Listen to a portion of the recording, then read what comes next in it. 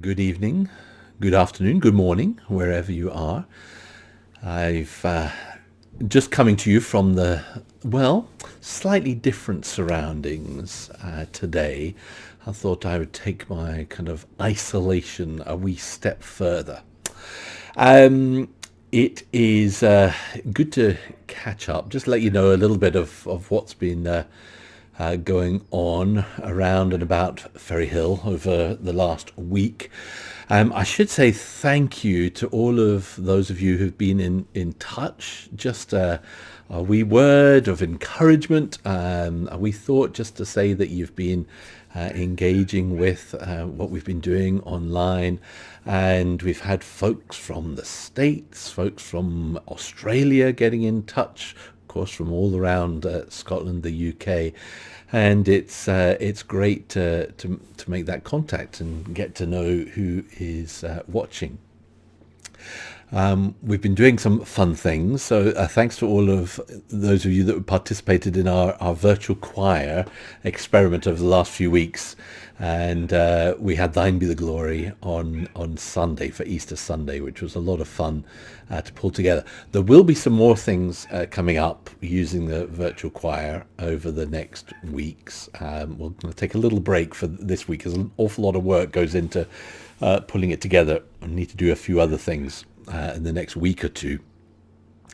But that will come back. When I last checked, I think the Thine Be the Glory video had been watched 1,300 times. So a lot of folks enjoying that and getting some uplift and support from it. Now, one of the things that we did through Holy Week was having an evening gathering using Zoom online, and then for some of you to join also on YouTube. They're not being able to participate that way, but at least kind of feeling part of the discussions that were going on. And it would be good to try and do something like that again, and perhaps make it a regular thing over the next weeks and months. How long we're going to be in this current situation, we are still a bit uncertain about, though it's probably going to be some considerable time. And keep an eye out for a link. We'll probably use Zoom. So if you have a computer or a phone or a tablet, an iPad, that kind of thing, you should be able to download a bit of software called Zoom, Zoom. And that's what we've been using for some of our kind of online participant gatherings. And we'll probably continue to do that. And I was wondering about having a kind of coffee morning, so a time when we can just drop in and there's just be a time for a chat, just to see how we're all doing and catch up. So keep an eye out for that. We'll see if we can start that next week. But along those lines, I was wondering also, normally on a Sunday after the service, we will all meet together in the hall and catch up with news and have a chat with one another. So we can't do that, but I wonder if we could do it online on a Sunday after the service, maybe about 1 p.m. to 2 p.m. Have a Zoom chat available, and folks can pop in and say hi to those that are there, and we can catch up with news. So we'll try that this Sunday coming and see how that goes. So 1 o'clock to 2 o'clock, and we'll put the link that you need on the church website, so you can get that. Now, I'm still concerned for those. We're doing an awful lot of things that are online, as is self-evident, and that's working really well for a lot of folks, but there will still be a lot of people that are not connected online and are not able to see what we're doing and what we're providing, and that kind of community sense that comes from that. So just a reminder to those of you within Ferryhill Church, elders, those of you that are on the care teams, to keep calling people that are in your area just to check on how they're doing, to be that point of contact. It's really important to do that, so keep that in mind. The instant neighbour donation, we had the church open yesterday for a couple of hours, an hour in the afternoon, an hour in the evening, and we got a good lot of donations through for that. So thanks if you were one of the folks that donated food or toiletry items. I'll put a link up on the Facebook group for our COVID-19 response on the kind of things that are looked for, but it's generally dried foods, tinned foods, and toiletries that are really helpful for people. So keep that in mind.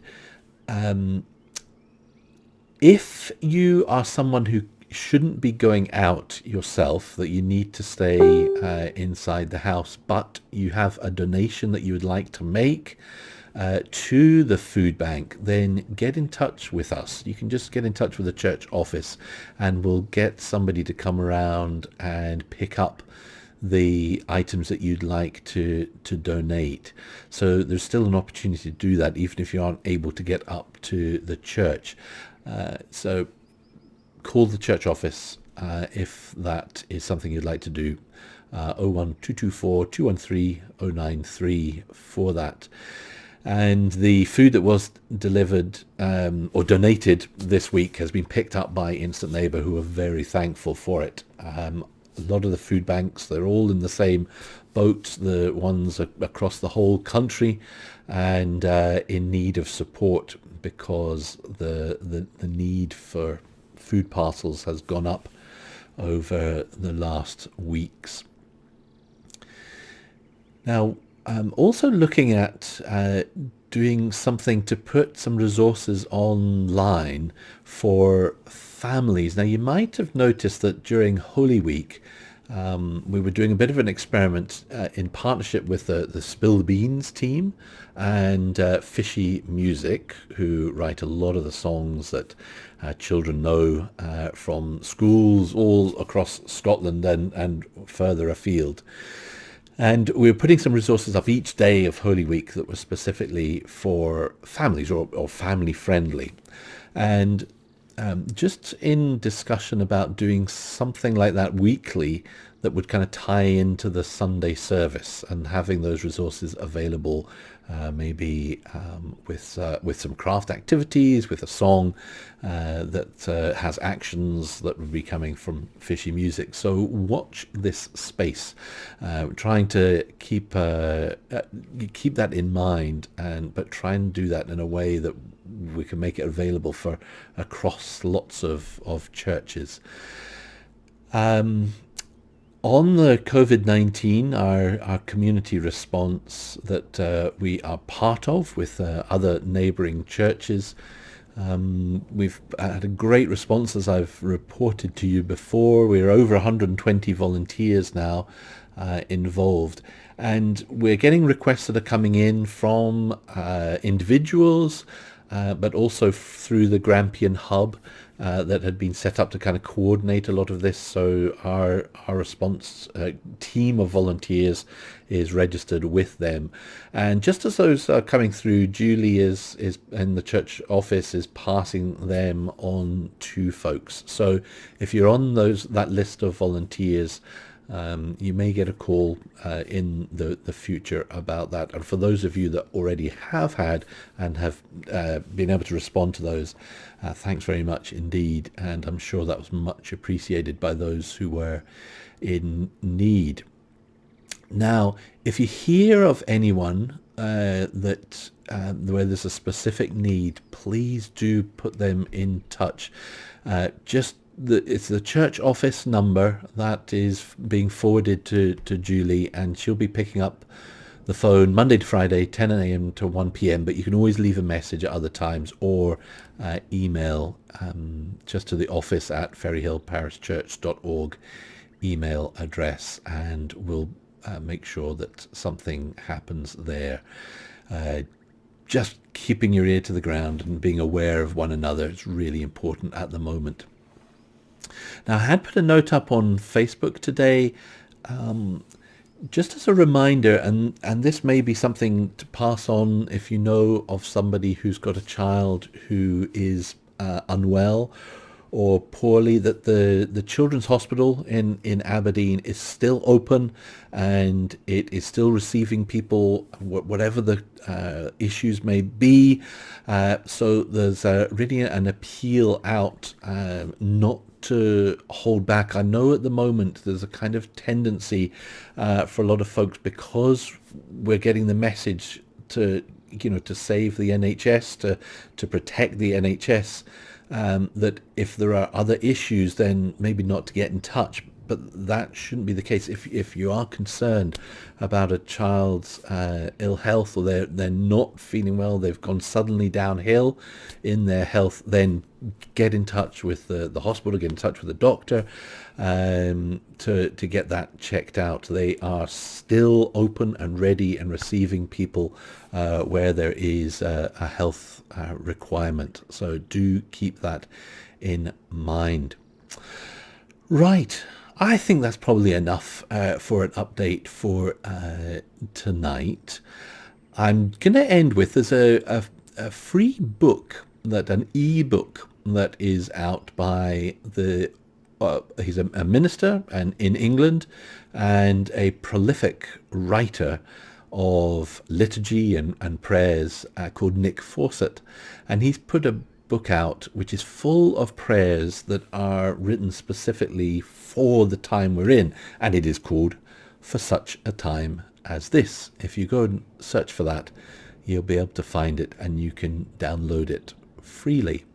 And this prayer is one that he highlighted today from the book, and it's called In This Time of Crisis. In this time of crisis, Lord, you call us to pull together as families, as friends, as communities. Thank you for those who are leading the way in doing that. Relatives helping loved ones, neighbours helping neighbours, support groups reaching out to strangers, individuals responding to the plight of the vulnerable. Thank you especially today for the efforts of shops and supermarkets to do likewise, setting aside shopping times and delivery slots for those most at risk. Forgive those whose thoughts are only for themselves, people who, devoid of conscience, are panic buying, hoarding food and provisions, stripping shelves, without consideration for those far more in need than themselves. Forgive the heartlessness, the greed, the selfishness that looks only after number one and cares nothing for anyone else. Challenge, shame such behavior, and prosper the efforts of all who seek to show compassion, concern, and care to those least able to help themselves. We are all in this together. Prompt each and every one of us to realize that. Amen. We'll see you soon, folks. Take care now. Bye-bye.